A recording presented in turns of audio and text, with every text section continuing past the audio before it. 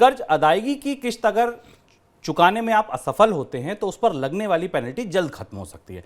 इस तरीके के प्रावधान पर आरबीआई काम कर रहा है। आरबीआई की तरफ से कहा गया है कि बैंकों की तरफ से लगाई जाने वाली पेनल्टी हर तरीके से तार्किक और पारदर्शी होनी चाहिए। सर, आरबीआई ऐसा क्या करने जा रहा है और क्यों करने जा रहा है? कल मॉनेटरी पॉलिसी रिव्यू में आरबीआई गवर्नर ने बैंकों की तरफ से लोन की किस्त चुकाने पर लगने वाली पेनल्टी पर एक नीति में बदलाव का संकेत दिया था और ये कहा था कि रिजर्व बैंक अपनी तरफ से एक प्रस्ताव लाएगा जिस पर बैंकों से चर्चा की जाएगी।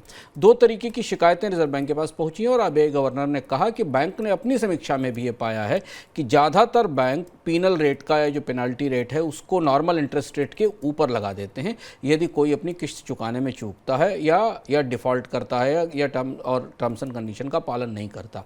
इस प्रक्रिया को रिजर्व बैंक ने बहुत उचित नहीं माना है। दरअसल अभी बैंक अलग अलग तरीके से आपके लोन की किस्त समय पर ना चुकाए जाने के कारण अलग अलग तरीके अपनाते हैं दंडात्मक शुल्क या पेनल्टी लगाने के लिए।